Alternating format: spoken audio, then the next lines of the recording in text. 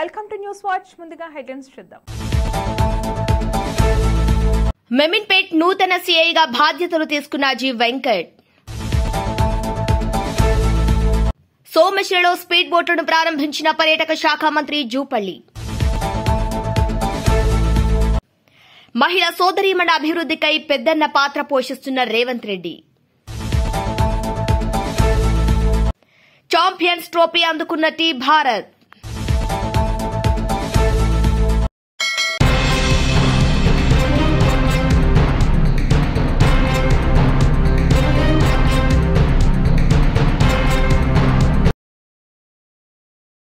Congress party SC department కార్యాలయంలో ప్రపంచ కార్మిక మహిళా దినోత్సవం జిల్లా అధ్యకులు డాక్టర్ పెరుమండ్ల రామకృష్ణ ఆధ్వర్యంలో ఘనంగా చేయడం జరిగింది. ఈ కార్యక్రమంలో జిల్లా SC department chairman doctor Perumandla Ramakrishna మాట్లాడుతూ 1850 సంవత్సరాల కాలంలో గ్రామాల్లో వ్యవసాయం సరిగ్గా లేక పారిశ్రామిక రంగాల్లో మహిళామణులు పనిచేయటకు వెళ్లేవారు. కానీ అక్కడ పని భారం ఎక్కువై పని గంటలు 16 మరియు 18 గంటలుగా ఉండేవి. ఆ పని గంటల సమయంలో చంటి బిడ్డలను చూసుకోవాలన్న ఆరోగ్య సమస్యలు ఉండి కొంచెం విశ్రాంతి తీసుకున్నా ఆ సమయాన్ని బట్టి కూలీ తక్కువ ఇచ్చేవారు. చాలీచాలని వేతనాలతో ఆరోగ్య సమస్యలు, కుటుంబ సమస్యలతో మహిళల హక్కుల కోసం సోషలిస్టు ఉద్యమాలు మొదలై 1975వ సంవత్సరం మార్చి 8న ఐక్యరాజ్య సమితిలో మీటింగ్ ద్వారా కొన్ని హక్కులు కల్పించబడ్డాయి. గత కాంగ్రెస్ ప్రభుత్వంలో డాక్టర్ బాబాసాహెబ్ అంబేద్కర్ రాజ్యాంగం ద్వారా మహిళలకు పురుషులతో సమానంగా హక్కులు కల్పించడం జరిగింది. మహిళలను అన్ని రంగాల్లో అభివృద్ది పరచాలని మాజీ ముఖ్యమంత్రి వర్యులు వైఎస్ రాజశేఖర్ రెడ్డి ఐకేపీ సెంటర్లు ప్రారంభించి మహిళా సంఘాలను ప్రారంభించారు. తెలంగాణ రాష్ట్రంలో గత ప్రభుత్వాలు మహిళలను విస్మరించాయి. ప్రస్తుత కాంగ్రెస్ పార్టీ ముఖ్యమంత్రి వర్యులు రేవంత్ రెడ్డి మహిళా సోదరీమణుల అభివృద్దికై పెద్దన్న పాత్ర పోషిస్తూ మహిళలకు ఉచిత బస్సు ప్రయాణం, 500 గ్యాస్, కోటి మంది మహిళలు కోటీశ్వరం చేయటమే లక్ష్యంగా సౌర విద్యుత్ కేంద్రాల, సోలార్ విద్యుత్ కేంద్రాలు, పెట్రోల్ బంకులు, వివిధ రంగాల్లో పారిశ్రామికవేత్తలుగా వారిని అభివృద్ది చేయడంలో ముందు వరుసలో ఉన్నారు. ఇక తెలంగాణ రాష్ట్రంలో మంత్రివర్యులు కొండా సురేఖ, సీతక్క మరియు నిత్యం మహిళల కోసం అభివృద్దికి లక్ష్యంగానే పనిచేస్తున్నారు. సీతక్క, కొండా సురేఖకి ప్రత్యేకంగా ప్రపంచ మహిళా దినోత్సవ శుభాకాంక్షలు తెలుపుకుంటున్నానని డాక్టర్ పెరుమండ్ల రామకృష్ణ తెలిపారు. అందరికీ నమస్కారం. నేను మీ డాక్టర్ పెరుమండ్ల రామకృష్ణ, కాంగ్రెస్ పార్టీ హన్మకొండ జిల్లా ఎస్సీ డిపార్ట్మెంట్ చైర్మన్. అంతర్జాతీయ మహిళా దినోత్సవాన్ని పురస్కరించుకొని మహిళలకు సన్మానం చేయడం జరిగింది. మహిళా దినోత్సవం అంటే పేద, బడుగు, బలహీన వర్గాల వాళ్ళు 1850, 60, 70 సంవత్సరములలో వారి గ్రామాలలో వ్యవసాయం లేక సిటీకి వచ్చి పారిశ్రామిక వాడలలో, ఇండస్ట్రీస్లలో పనిచేసేవారు. అప్పుడు 16 గంటలు, 18 గంటలు, కొన్నిసార్లు పూర్తి టైం కూడా వాళ్ళు పనిచేయవలసి వచ్చేది. కానీ గంటలలో పని విధానం ఉండి డబ్బులు ప్రతి క్షణం కూడా కనీసం వాళ్ళు వాష్రూమ్ పైన కట్ చేసేవాళ్ళు, చంటి బిడ్డలకు పాలియాలన్నా కూడా కట్ చేసేవాళ్ళు. ఏదైనా ఆరోగ్య సమస్య వచ్చి ఇంట్లో కూడా ఒక అర్ధ గంట కూడా గంట కూడా కట్ చేసేవారు. కానీ 1975వ సంవత్సరంలో మార్చి 8న ఎన్నో పోరాటాల ఫలితం కార్ల్ మార్క్స్ గారు, సోషల్ యాక్టివిస్టులు, ప్రపంచ దేశాలు కూడా ఎన్నో ఉద్యమాల అనంతరం 1975లో ఐక్యరాజ్య సమితి ఒక 100 మంది కార్మిక మహిళలతో ఒక గ్రూప్ మీటింగ్ పెట్టి ఆ రోజు నుండి కొన్ని విధి విధానాలను రూపొందించడం జరిగింది.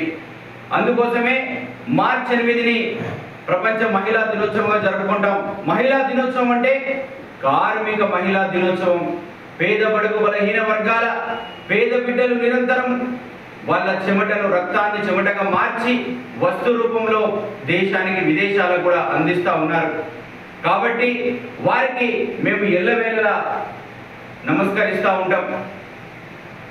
తెలంగాణ రాష్ట్రంలో రేవంత్ రెడ్డి గారు ఆడపడుచులకు ఉచిత ప్రయాణంతో పాటు కోటి మంది మహిళలను కోటీశ్వరులను చేయడమే లక్ష్యంగా రాష్ట్రంలో ఒక పెద్దన్న పాత్ర పోషిస్తూ ఉన్నారు. వారందరికీ సౌర విద్యుత్తులో కానీ, సోలార్ విద్యుత్తులో కానీ, ప్రతి పరిశ్రమలో కానీ వాళ్ళకు పెద్దపీట వేస్తూ ఉన్నారు.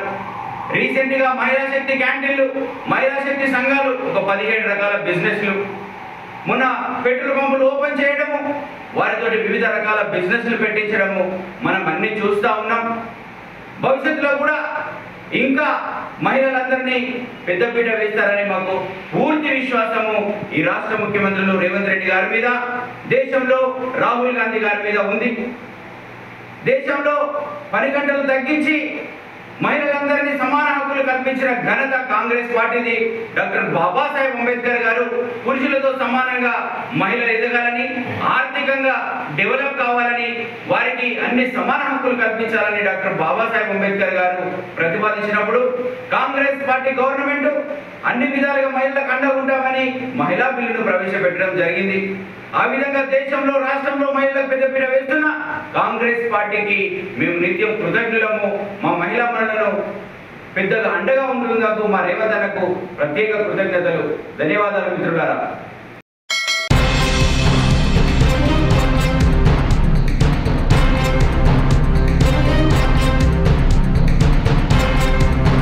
ఛాంపియన్స్ ట్రోఫీని టీఇండియా అందుకుంటుంది. ఛాంపియన్స్ ట్రోఫీ 2025 ఫైనల్లో భారత్ న్యూజిలాండ్ పై ఘన విజయం సాధించి కప్పును కైవసం చేసుకుంది. ICC chairman జేషా, tea Bharat, captain Rohit శర్మకు champions ట్రోఫీని అందించారు. దీంతో భారత్ మూడోసారి ఛాంపియన్స్ ట్రోఫీని తన ఖాతాలో వేసుకుంది.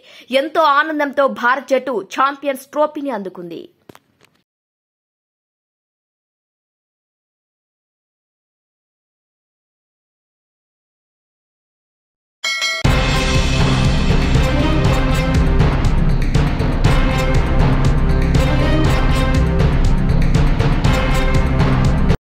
వికారాబాద్ జిల్లా మెమిన్పేట్ సర్కిల్ సీఐ నవీన్ కుమార్ బదిలీపై డీసీఆర్బీ వికారాబాద్ వెళ్లారు. నూతన ఇన్స్పెక్టర్ గా శ్రీజీ వెంకట్ ఐజీ ఆఫీస్ నుండి బదిలీపై వచ్చి ఈ రోజు బాధ్యతలు తీసుకున్నారు.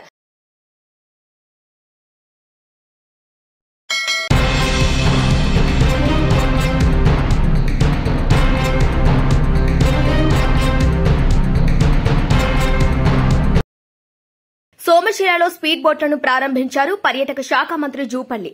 ఇక ఈ కార్యక్రమంలో పాల్గొన్నారు రాష్ట పర్యాటక శాఖ కార్పొరేషన్ జీఎం ఇబ్రహీం, జిల్లా టూరిజం అధికారి కల్వరాల నరసింహ. ప్రముఖ పర్యాటక కేంద్రం కొల్లాపూర్ మండలంలో సోమశిల క్షేత్రంలోని కృష్ణానదిలో నేడు పర్యాటక శాఖ మంత్రి జూపల్లి కృష్ణారావు నేడు అధికారికంగా స్పీడ్ బోట్లను ప్రారంభించారు. మంత్రి జూపల్లి కృష్ణారావు మరియు సోమశిల గ్రామ మాజీ సర్పంచ్ మద్దిలేటి స్పీడ్ బోట్లను కృష్ణానదిలో నడుపుతూ షికారు చేశారు. టూరిజం శాఖ తరపున టూరిజం శాఖ కార్పొరేషన్ జీఎం ఇబ్రహీం మరియు టూరిజం శాఖ జిల్లా అధికారి కల్వరాల నరసింహ పాల్గొన్నారు.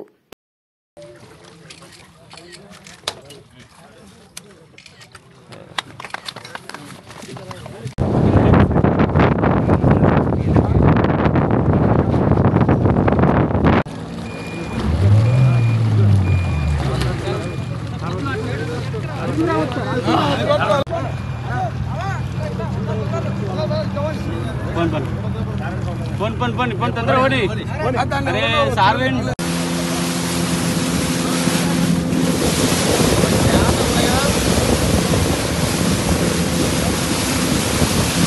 सर आदित्य ओके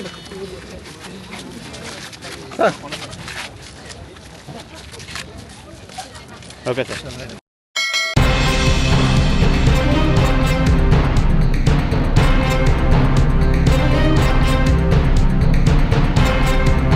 బద్నాం చేశారు.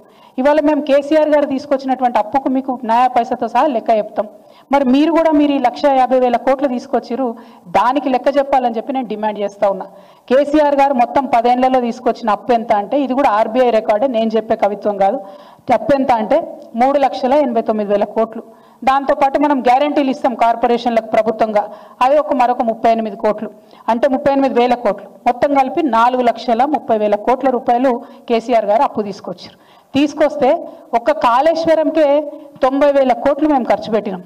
అది కాకుండా ఇతర మొత్తం ప్రాజెక్టులకు, పెండింగ్ ప్రాజెక్టులకు, రిజర్వాయర్లకు, చెరువులకు, మైనర్ ఇరిగేషన్, మేజర్ ఇరిగేషన్ అన్ని కలుపుకుంటే 1,37,000 కోట్లు వాటి కోసం పెట్టడం జరిగింది. మిషన్ భగీరథ మీద 37,000 కోట్లు పెట్టడం జరిగింది. మొత్తంగా అగ్రికల్చర్ అంతా కూడా, వ్యవసాయం అంతా కూడా చూసుకుంటే 30,000 కోట్లు రుణమాఫీ చేసినాం. అట్లానే ఫ్రీ కరెంట్ రైతులకు ఇవ్వడానికి 36,000 కోట్ల రూపాయలు ఖర్చు పెట్టినాం. రైతు బంధుకు 73,000 కోట్లు ఖర్చు పెట్టినాం. రైతు బీమాకి 6,892 కోట్లు ఖర్చు పెట్టినాం. అదే కాకుండా మనం మొత్తం కరెంటు వ్యవస్థ అంతా రాష్ట్రంలో మంచి చేయాలంటే పరిశ్రమలకు కరెంట్ ఇవ్వాలి, ఆఫీసులకు కరెంట్ ఇవ్వాలి, రైతులకు కరెంట్ ఇవ్వాలంటే కరెంటు వ్యవస్థను మొత్తం గాడిన పెట్టడానికి పెట్టిన ఖర్చు 1,38,000 కోట్లు. అదేవిధంగా ఆరోగ్యం మీద పెట్టినటువంటి ఖర్చు 61,000 కోట్లు. సంక్షేమం మీద కేసీఆర్ గారు పెట్టినటువంటి ఖర్చు 10 ఏళ్లలో 2,83,000 కోట్లు.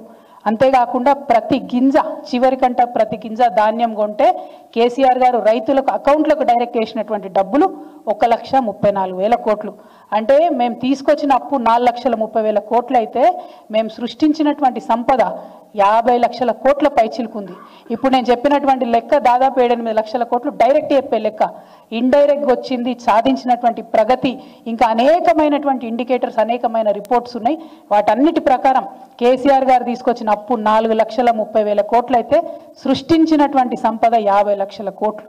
అంతేకాకుండా ఇవాళ ఒక మాట ఉంటుంది, జనరల్గా ఏదైనా వ్యవస్థ ఇల్లు ప్రభుత్వం రాష్ట్రం దేశం ఏది నడిపినా కూడా మనం తీసుకొచ్చినటువంటి అప్పు ఎంత ఉంది, దాని నుంచి మనం సృష్టించినటువంటి సంపద ఎంత ఉందనే పారామీటర్ ఉంటుంది.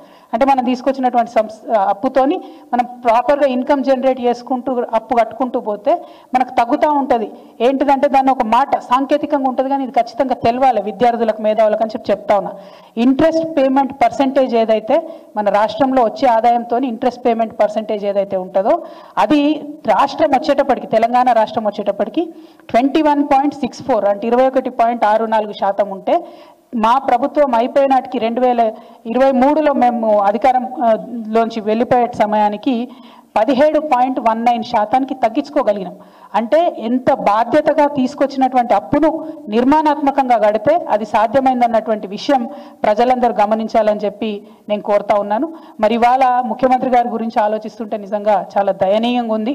ఆయనకు ఒక సామాజిక దృక్పథం లేదు, ఒక ఆర్థిక క్రమశిక్షణ లేదు, వాగ్దానాలు నిలబెట్టుకోవాలనేటటువంటి నియతి లేదు, కనీసం భవిష్యత్తు పట్ల ఒక దూరదృష్టి లేదు, పేదవాని కడుపు నింపాలనేటటువంటి ఆలోచన లేదు. నేనేమంటున్నా అంటే ఈ 15 నెలలల్లో మీరు వచ్చినట్టు అప్పులు తీసుకుపోయి పెద్ద కాంట్రాక్టర్లకు ఇచ్చిండ్రు. ఇంకా 35 నెలలు మాత్రమే ఉన్నది. కనీసం నెలకొక మంచి పని చేయండి. మీరు ఒక నెలకొక్క మంచి పని అనే ఒక్కటైనా మంచి పని చేయండి. ఈ 15 నెలల్లో చెప్పుకునే స్థాయిలో ఒక పని కూడా మీరు చేయలేదు. అదేవిధంగా మీరు ఈ అప్పు ఏదైతే తీసుకొచ్చిరో ఆ అప్పుకు సంబంధించి ఖచ్చితంగా ఒక వైట్ పేపర్ రిలీజ్ చేయాలని చెప్పి నేను డిమాండ్ చేస్తా ఉన్నా. ఎందుకంటే 12,000 కోట్లు నెలకు నికరంగా డబ్బులు కనబడుతున్నాయి. ఒక్క సంక్షేమ పథకం ప్రారంభం కాలేదు, ఒక్క పెద్ద ప్రాజెక్టు ప్రారంభం కాలేదు, కానీ పెద్ద కాంట్రాక్టర్లకు మాత్రం పేమెంట్స్ కంటిన్యూస్గా జరుగుకుంటూ పోతున్నాయి.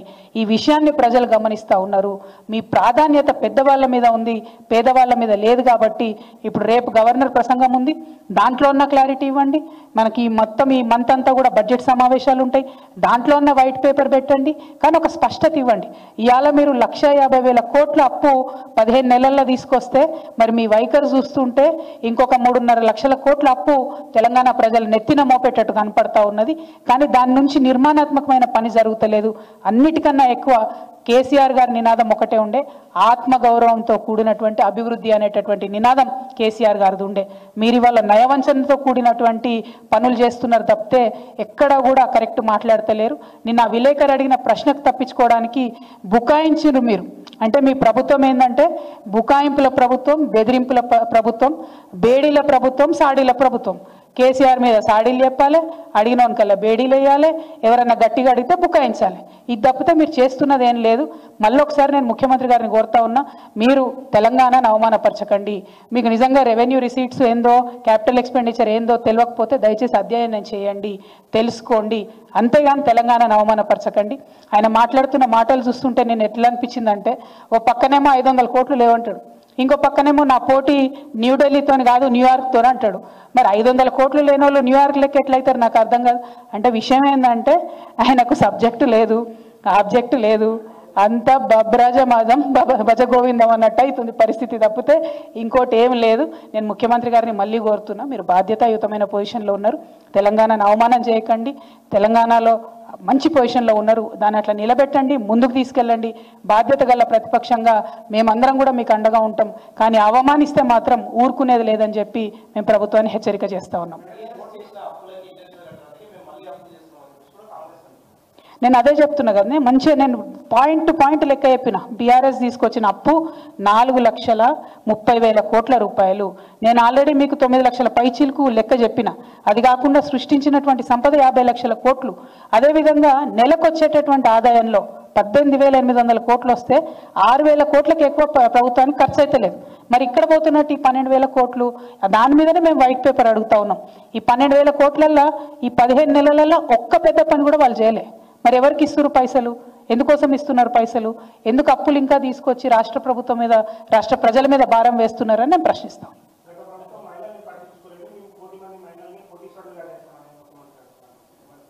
కోటి మంది మహిళల్ని కోటీశ్వరులు చేయాలంటే ఒక సాలిడ్ పథకం ఏదైనా ఉండాలి కదనే. నిన్న మహిళా దినోత్సవం నాడు ముఖ్యమంత్రి గారు మాట్లాడినారు. ఏమన్నారు? స్కూల్ డ్రెస్లు ఇచ్చేటటువంటి పథకం ఇస్తామన్నారు. అది మేము ఇస్తున్నదే, ఇదివరకు ఇచ్చిందే. మేము 50 రూపాయలు ఇస్తుంటిమి, ఆయన దాన్ని 75 రూపాయలు చేస్తా అన్నారు. కానీ మేము 50 రూపాయలు 2 సార్లు ఇచ్చేది, ఆయన 75 రూపాయలు ఒకటేసారి ఇస్తా అన్నాడు. అంటే కోషిని తప్పితే పెంచింది ఏం లేదు. ఏ పథకం తీసుకున్నా కేసీఆర్ గారి పథకంలో కోతలు పెట్టడం తప్పితే ఆయన చేస్తున్నటువంటిది ఏమీ లేదు. కొత్త పథకం లేదు. అప్పులు చేస్తున్నారు, తప్పులు చేస్తున్నారు తప్పితే ఏ ఒక్క విషయంలో కూడా ఏదో గొప్పగా పనిచేస్తున్నారు అనేటటువంటి ఆలోచన కనపడతలేదు. పెట్రోల్ బంక్ పెట్టించినామన్నారు బ్రదర్ మహిళలకు. ఏంది మొత్తం జిల్లా సమాఖ్యలో అంటే వేలాది మంది మహిళలకు కలిసి దాని లాభం పంచుతారంట. అంటే జుట్టుకు రూపాయి కూడా రాదబ్బా నేను చెప్పేది. అటువంటి పరిస్థితుల్లో ఎట్లా కోటీశ్వర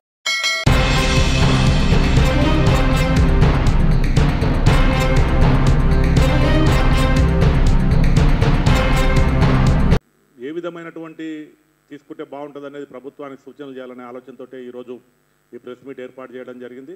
ఇప్పుడు పెద్దలు మల్లారెడ్డి గారు దీని మీద మాట్లాడతారు.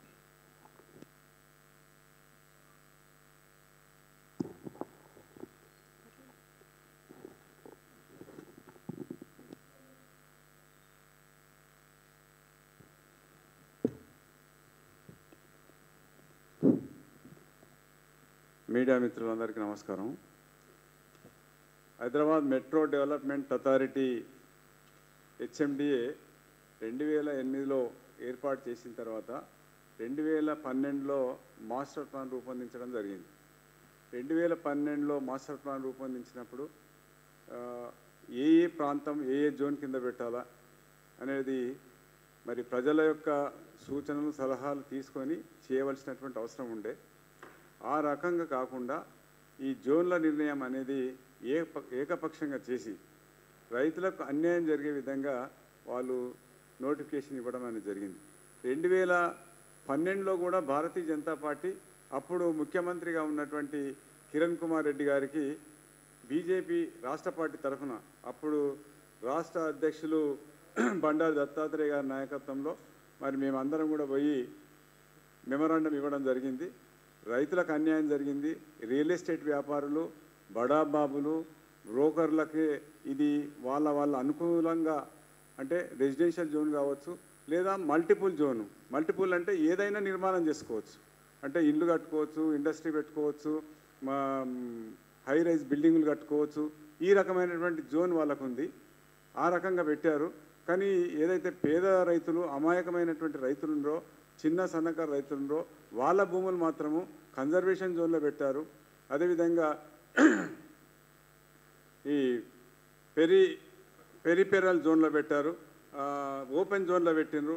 ట్రాఫిక్, రవాణా, అదేవిధంగా ఓపెన్ స్పేసు, రిక్రియేషన్, ఇటువంటి పబ్లిక్, సెమీ పబ్లిక్ ఇటువంటి జోన్లలో పెట్టారు. ఈ జోన్లలో జోన్ నుంచి మార్చడానికి అవకాశం ఉండదు. కన్జర్వేషన్ జోన్ కానీ ఈ నేను చెప్పినటువంటి ఏ జోన్లో కూడా రైతుకు భూమి ఉన్నా, నాకు 5 ఎకరాలు 10 ఎకరాల భూమి ఉన్నా ఒక ఇల్లు కట్టుకోవడానికి కూడా అనుమతి ఇవ్వడం లేదు. ఈ రకమైనటువంటి జోన్లో ఉండడం వల్ల రైతులు తీవ్రంగా నష్టపోతున్నారు. కాబట్టి ఈ యొక్క జోన్లు ఏదైతుందో ఇది మార్చాలని చెప్పేసి దీన్ని మళ్ళీ పునఃసమీక్ష చేసి చేయాలని చెప్పేసి మనం ఆ రోజే మెమరాండం ఇచ్చినాం. అప్పుడు ఏదైతే 10 సంవత్సరాలు అధికారంలో ఉన్నటువంటి పార్టీ నాయకులు మాట్లాడిన మాట, ఇది ఏదో ఆంధ్రోలు పెట్టిండ్రు, వీళ్ళు పెట్టిండ్రు, ఈ యొక్క మాస్టర్ ప్లాన్ తయారు చేసారు, తెలంగాణ వచ్చిన తర్వాత అట్లా చేసుకుందాం, ఇట్లా చేసుకుందాం, రైతులకు అనుకూలంగా చేసుకుందామని చెప్పి 10 సంవత్సరాలు కాలం గడిపి దాన్ని కనీసం ఇటున్న పుల్ల అటు కూడా పెట్టలే. ఏమాత్రం ఒక చిన్న మార్పు కూడా చేయలే. ఎందుకనంటే జోన్ల మార్పుల్లో అవినీతి అక్రమాలు ఏ రకంగా జరుగుతున్నాయని అంటే ఎవరికి తెలియనటువంటి కోట్లాది రూపాయలు చేతులు మారుతూ ఉన్నాయి. ఎవరికి తెలియదు, ఇది బయటి వాళ్ళకు ఇంత అక్రమాలు ఉంటాయా దీంట్లో ఈ జోన్ మార్పిడికి ఎకరకు ₹1 కోటి ₹2 కోట్ల తీసుకుంటారా అని ఆశ్చర్యపోయే విధంగా ఆ రకమైనటువంటి అక్రమాలు జరుగుతూ ఉన్నాయి. జోన్ల మార్పిడి ఏ రకంగా చేస్తున్నారు, ఎంత దాని వెనుక ఎంత డబ్బుల మార్పిడి చేతులు మారుతూ ఉన్నాయి, ఈ రకమైనటువంటి విషయాల్లో ఎవరికి తెలియదు. కాబట్టి ఇది ఆ ప్రభుత్వం 10 సంవత్సరాలు అట్లనే గడిపిండు. మంచిగా వాళ్ళు ఏ రకంగా చేసుకోవాలో వాళ్ళకి సంబంధించిన వాళ్ళవి మాత్రం మంచి జోన్లలో మార్చుకున్నారు. చిన్న రైతులు, పేద రైతులు ఎవరైతే ఉన్నారో వాళ్ళ భూములు మాత్రం అదే రకంగా ఉన్నాయి. ఇవాళ నాకు 5 ఎకరాల భూమి ఉన్నా నేను ఇల్లు కట్టుకోలేని పరిస్థితి. 111 జీవోనే కనీసం 10% వరకు అనుమతిస్తారు. ఏదైతే 84 గ్రామాల్లో చేవెళ్ళ, శంకర్పల్లి, మోయినాబాద్ ఆ ప్రాంతంలో ఉన్నటువంటి ఇదైతే మన గండిపేట్, అదేవిధంగా హిమాయత్ సాగర్ చెరువుల యొక్క పరిరక్షణకు కోర్టు ఆదేశాల ప్రకారం 111 జీవో వచ్చిందో ఆ జీవో ప్రకారం కూడా 10% నిర్మాణం చేసుకోవచ్చు. కానీ కన్జర్వేషన్ జోన్లో ఉంటే, ఓపెన్ జోన్లో ఉంటే, పబ్లిక్ సెమీ పబ్లిక్ జోన్లో ఉంటే ఒక్క గజంలో కూడా నువ్వు ఇల్లు కట్టుకోవడానికి అవకాశం లేదు. ఈ రకమైనటువంటి పరిస్థితులు రైతులు, అమాయక రైతులు బలవుతున్నారు. కాబట్టి ఈ యొక్క భూములను మార్చాలి, దీన్ని పునఃసమీక్ష చేయాలి. మరి దాదాపు 12 సంవత్సరాలు 13 సంవత్సరాలు అవుతుంది. కాబట్టి ఈ హెచ్ఎండిఏ మాస్టర్ ప్లాన్ తప్పకుండా దీన్ని పునర్సమీక్ష చేసి దాన్ని రైతులకు అనుగుణంగా ఈ యొక్క జోన్ల మార్పిడి చేయాలని భారతీయ జనతా పార్టీ తరఫున మేము డిమాండ్ చేయబోతున్నాం. అదేవిధంగా ఇవాళ రింగ్ రోడ్ లోపల ఉన్నటువంటి గ్రామాలు మొన్న ఒక 51 గ్రామాలను కూడా పక్కన ఉన్నటువంటి మున్సిపాలిటీలో కలిపేసారు. ఇంతకుముందే చాలా వరకు మున్సిపాలిటీలు చేసిండ్రు. ఔటర్ రింగ్ రోడ్ లోపల ఇప్పుడు ఒక్క గ్రామం కూడా లేదు. ఔటర్ రింగ్ రోడ్ లోపల గ్రామాలనేమో మున్సిపాలిటీగా మార్చారు, భూములనేమో ఇంకా కన్జర్వేషన్ జోన్లో ఈ జోన్లో పెట్టడంలో అర్థం లేదు. కాబట్టి నివాస భూములుగా వాటిని కూడా మార్చి రైతులకు న్యాయం చేయాలని కూడా మేము కోరుతా ఉన్నాం. అదేవిధంగా రింగ్ రోడ్ బయట ఉన్నటువంటి రైతులకు కూడా న్యాయం జరగాలి. రింగ్ రోడ్ బయట 5 ఎకరాలు 10 ఎకరాలు ఉండొచ్చు, కనీసం రైతుకు ఒక 5 ఎకరాల వరకైనా వాళ్ళు కోరుకునేటటువంటి జోన్ మార్పిడి చేసుకోవడానికి అవకాశం ఇవ్వాలి. అదేవిధంగా జోన్ల మార్పిడి ఇవాళ గవర్నమెంట్కి పోతుంది. ఆ ఫైల్ ఎక్కడ పోతుంది?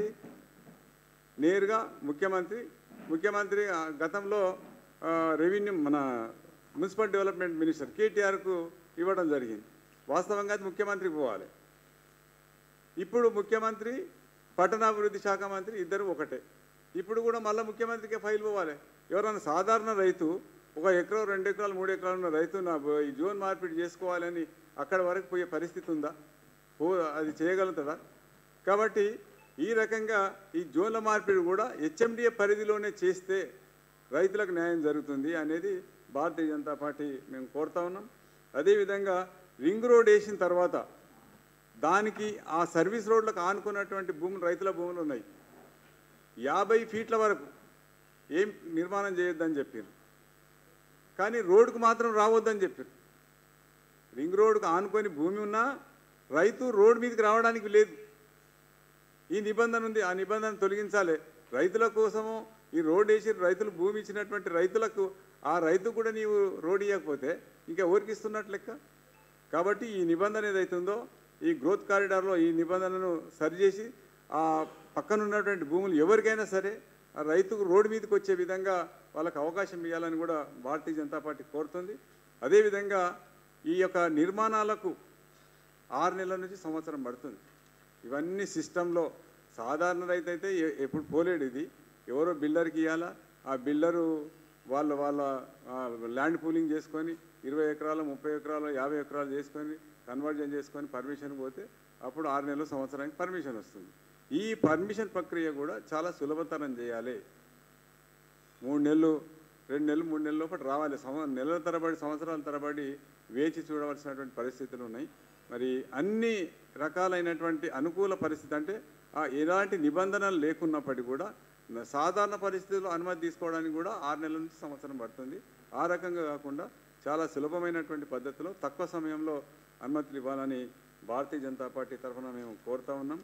మరి దాదాపు ఇందులో 7 జిల్లాలు హైదరాబాద్, రంగారెడ్డి, మేడ్చల్, సంగారెడ్డి, మెదక్, సిద్దిపేట, భువనగిరి 7 జిల్లాలతో పాటు ఆ 7 జిల్లాలో ఉన్నటువంటి 70 మండలాలు, 24 మున్సిపాలిటీలు, 8 మున్సిపల్ కార్పొరేషన్లు, సుమారు 750 గ్రామాలు ఈ యొక్క పరిధిలో ఉన్నాయి. దాదాపు 50,000 మంది రైతులకు ఈ రకంగా అన్యాయం జరుగుతూ ఉన్నది. ఈ వివిధ అంటే రైతులకు ఏది మన రెసిడెన్షియల్ కానీ మల్టిపుల్ జోన్లో కానీ లేనటువంటి రైతులు ఎవరైతుండ్రో 50,000కు పైగా రైతులకు ఈ రకంగా అన్యాయం జరుగుతుంది. ఆ రైతులందరికీ కూడా న్యాయం చేయవలసినటువంటి అవసరం ఉందని నేను ఈ సందర్భంగా కోరుతా ఉన్నాను. అదేవిధంగా దీన్ని భారతీయ జనతా పార్టీ ఈ ఒక ఉద్యమ రూపంలో తీసుకుపోవాలని నిర్ణయం చేయడం జరిగింది. త్వరలోనే ఇప్పుడు మేడ్చల్ జిల్లా యొక్క కరపత్రం కూడా దాన్ని తయారు చేయడం, అదేవిధంగా దానికి ముఖ్యమంత్రికి ఒక లేఖ రాస్తూ ప్రతి రైతు కూడా ఒక లేఖను మరి రాస్తున్న యొక్క జోన్ మార్పిడి కోసం మరి రిక్వెస్ట్ చేయడానికి కోసం ప్రతి రైతు దగ్గరకు పోయి సంతకాల సేకరణ చేసి దీన్ని రాష్ట్ర ప్రభుత్వానికి ఒక ఉద్యమ రూపంలో తీసుకుపోయి మార్పిడి చేయడానికి కోసం భారతీయ జనతా పార్టీ ఉద్యమ కార్యక్రమాన్ని రూపొందించడం జరిగింది. దీంట్లో ఇటీవలనే మన క్యాబినెట్ మీటింగ్లో కూడా వాళ్ళు ఈ యొక్క హెచ్ఎండిఏ పరిధిని ట్రిపుల్ ఆర్ అవతల ఇంకొక 5 కిలోమీటర్ల వరకు పొడిగించాలన్నారు. విస్తరించండి, మాకేం అభ్యంతరం లేదు. కానీ గతంలో ఏ రకమైనటువంటి పొరపాటు చేసి రైతులను ఇబ్బంది పెట్టిందో మీ ఇష్టం ఉన్నటువంటి జోన్లలో పెట్టి ఆ రకంగా కాకుండా రైతులకు అనుకూలంగా రైతులకు ఏది ఇష్టం ఉంటే ఆ రకమైనటువంటి జోన్లో పెట్టాలి. కానీ రైతు భూమిని నీ ఇష్టం వచ్చిన జోన్లో పెట్టడానికి నీకు హక్కు ఎక్కడిది, నీకు అధికారం ఎక్కడిది? నీకు అడవులు ఉన్నాయి, చెరువులు ఉన్నాయి, కుంటలు ఉన్నాయి, ఇవన్నిటిని పరిరక్షించుకోండి. వేలాది ఎకరాల్లో చెరువులు, కుంటలు, అడవులు ఉన్నాయి, వాటిని ప్రభుత్వ భూములు ఉన్నాయి. వాటిని పరిరక్షించకుండా వాటిని వాతావరణ సమతుల్యం కోసం వాటిని కాపాడుకోకుండా అమాయకుల భూములను ఈ జోన్లలో పెట్టి వాళ్ళని ఇబ్బంది పాలు చేయడం ఎంతవరకు సమంజసం ఇది? కాబట్టి చట్ట ప్రకారము, న్యాయ ప్రకారము, నైతికంగా ఇవన్నీ కూడా రైతులకు విరుద్ధంగా ఉన్నటువంటి అంశాలు. కాబట్టి తప్పకుండా రాష్ట్ర ప్రభుత్వం ఈ విషయంలో పునరాలోచన చేయాలని, ఈ యొక్క హెచ్ఎండిఏ పరిధిని విస్తరించిన ఎవరికి అభ్యంతరం లేదు. కానీ రైతులకు వ్యతిరేకంగా, ప్రయోజనాలకు విరుద్ధంగా ఈ యొక్క జోన్ల నిర్ణయం చేయకూడదు. పాత జోన్ల విషయంలో కూడా పునరాలోచన చేసి రింగ్ రోడ్ లోపల ఉన్నటువంటి అన్ని గ్రామాలకు సంబంధించిన రైతులందరి యొక్క భూములను కూడా రెసిడెన్షియల్ కానీ మల్టిపుల్ జోన్లకి మార్చాలని భారతీయ జనతా పార్టీ తరఫున డిమాండ్ చేస్తాము.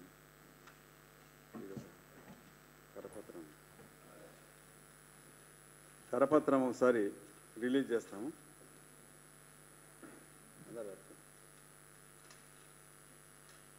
బులెటిన్ ముగించే ముందు హెడ్లైన్స్ మరొకసారి. మెమిన్పేట్ నూతన సీఐగా బాధ్యతలు తీసుకున్న జి వెంకట్. సోమశిలలో స్పీడ్ బోట్లను ప్రారంభించిన పర్యాటక శాఖ మంత్రి జూపల్లి. మహిళా సోదరీమణుల అభివృద్దికై పెద్దన్న పాత్ర పోషిస్తున్న రేవంత్ రెడ్డి. ఛాంపియన్స్ ట్రోఫీ అందుకున్న టీ భారత్.